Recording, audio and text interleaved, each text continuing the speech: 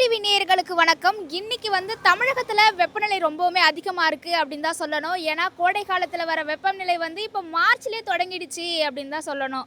ஏன்னா இந்த வெப்பத்தால மக்களுமே ரொம்பவுமே அவதிக்கு உள்ளாகுறாங்க. அது மட்டும் இல்லாம வாகன ஓட்டிகளுமே ரொம்ப கடும் சிரமத்துக்கு ஆளாகுறாங்க அப்படின்னு தான் சொல்லணும். இந்த வெப்பநிலை பத்தி மக்கள்கிட்டயே நேரடியா போயிட்டு தெரிஞ்சுக்கலாம் வாங்க.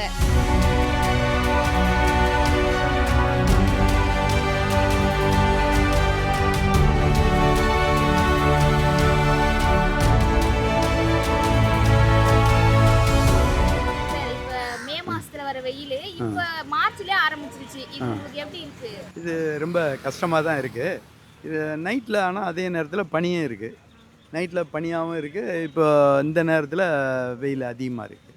கொஞ்சம் ரொம்ப சிரமமாக தான் இருக்குது வேலைக்கு போகிறதுக்கு. எல்லாருக்கும் வண்டி டூ வீலரில் போய் வர்றவங்களுக்கு ரொம்ப சிரமமாக தான் இருக்குது. வெளியில் போகிறதுக்கு அதில் எப்படி? அதுவும் அவங்களுக்கும் ரொம்ப கஷ்டம்தான் இப்போது. ஆனால் இப்போ ஸ்கூல் லீவாக இருக்குதுன்னு நினைக்கிறேன். அதனால் கொஞ்சம் சிரமம் இல்லாமல் இருக்குது. மே மாதம் தான் ஸ்கூல் லீவ் விடுவாங்க. மார்ச்ல லீவ் விட்டாங்க. ஆமாம், அவங்களுக்கு படிப்பு வீணாகுது. அது ரொம்ப சிரமம் தான் அவங்களுக்கு. நான் வண்டியிலே தான் ட்ராவல் பண்ணுறது, டூ வீலரில். அது ரொம்ப சிரமமாக தான் இருக்குது. காலையிலேருந்து நைட்டு வரைக்கும் வண்டியிலே தான் போய்கிட்டு வந்து இப்போ என்னுடைய தொழில் அது மாதிரி. அதனால் அது ரொம்ப கஷ்டமாக தான் இருக்குது எனக்கெல்லாம். அதனால தான் கொஞ்சம் நேரம் உட்காந்து அங்கங்கே உட்காந்துருந்து வேலை பார்க்குறேன். மே மாதம் தான் அந்த வெயில் ஸ்டார்டிங் ஆகும். இந்த மே ஏப்ரல் வெயில் ஸ்டார்டிங் ஆகும். இந்த வாட்டி மார்ச் மாதமே ஸ்டார்டிங் ஆகிடுச்சு. இதனால் யார் சின்ன குழந்தையும் சரி, பெரிய ஆளுங்களும் சரி, வயசானவங்களும் சரி, ஒரு மீடியம் வயசு வந்தாலும் குளிச்சுட்டு போனால் மறுபடியும் வீட்டில் போய் குளிக்க சொல்லுது. ஏன்னா நம்ம தப்பிச்சுக்கலாம். பெரிய வயசான ரொம்ப ரொம்ப பேர் இதாகிடுறாங்க. அதனால் இந்த வெயில் ரொம்ப தாக்கம் ரொம்ப ஜாஸ்தியாக தான் மேம் இருக்குது. நிறைய பேர் வராங்க மேம், வர்றாங்க. அந்த ரொம்ப நேரம் ஸ்டே பண்ணுறது கிடையாது. ரொம்ப நேரம் ஸ்டே பண்ணுறதில்ல.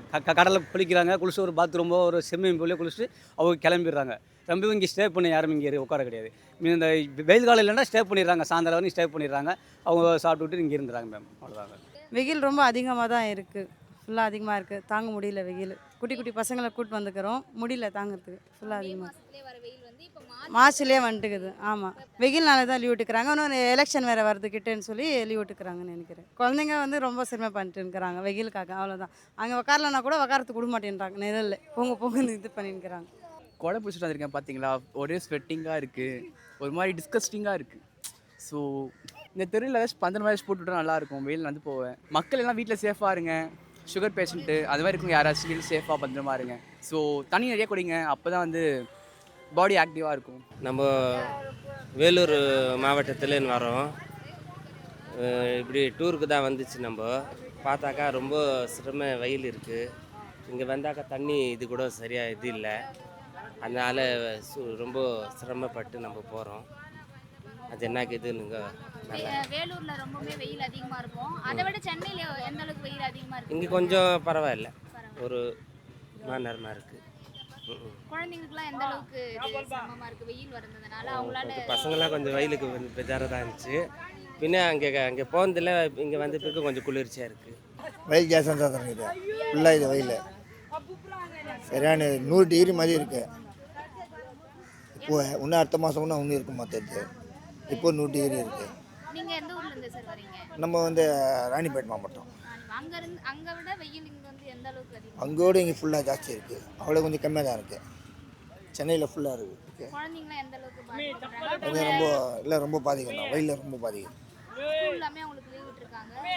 லீவ் விட்டுருக்காங்க. ஆமாம், அவங்கள எங்கன்னா இந்த மாதிரி டூருக்கு அந்த மாதிரி கூட்டு போகிறது தான் வெயில் ரொம்ப கஷ்டமாக. ஆமாம், அதுக்கு தான் போகாமல் இருக்கிறாங்க. ரொம்ப கஷ்டமாயிடும்.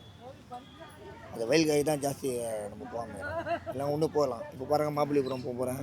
மாபலிபுரம் போக போகிறேன். அதை விட்டு கோவலம்.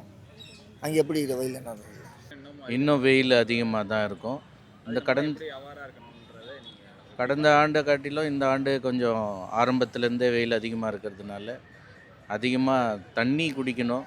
அநேக தண்ணி கொடுக்குற குளிர்பானங்களை, அது மாதிரி பழங்களை நம்ம உட்கொண்டு இயற்கை பழங்களை, நுங்கு போன்ற காரியங்களை பயன்படுத்தும் போது அந்த வெயிலேருந்து நம்ம தப்பிக்கலாம்னு நினைக்கிறோம். எப்படின்னா தான் ஹைட்ரேட்டாக இருக்கிற மாதிரி தண்ணி அதிகமாக குடிச்சிட்டு, அது மாதிரி அதிகமாக அந்த 11 to 3 தான் நியூஸில் கூட காட்டிகிட்டு இருந்தான். 11 to 3 சம்திங் என்னவோ அந்த அளவுக்கு அந்த டைமில் வெளியில் வராத மாதிரி இருந்துட்டு இந்த மாதிரி ஈவினிங் டைமில் வெளியில் வரா மாதிரி பார்த்துக்கலாம், அந்த மாதிரி ஐடியாவோடு இருக்கும். இந்த வாட்டி இப்பயே வந்து வெயில் ஆரம்பிச்சிச்சு. உங்களுக்கு தெரியும் மார்ச் மாதத்துலேயே ரொம்ப வெயில் உக்கிரமாக இருக்குன்றது தெரியும்.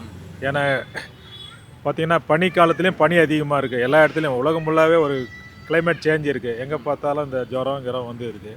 ஸோ இப்போ வெயிலும் அதே மாதிரி அதிகப்படியான வருன்றதான் நம்மளுக்கு இருக்குது. ஏன்னா காலையில் பார்த்திங்கன்னா குளிராக இருக்குது, மத்தியானம் பார்த்திங்கன்னா ரொம்ப வெயில் திடீர்னு. ஸோ ஒரு மாறி வர்றதுனால மக்களுக்கு நிறைய பாதிப்பு இருக்கும்.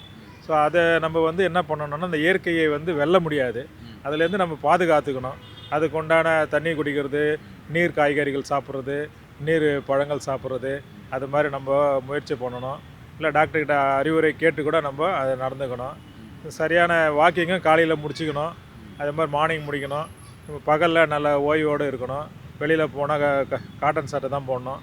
அது மாதிரி நம்மளை நாம் பாதுகாத்துக்கினா தான் இந்த வெயிலேருந்து தப்பிக்க முடியும். இந்த வெயில் அதிகமாக இருக்குன்றது தான் என்னுடைய கணிப்பாகவும் இருக்கிறது.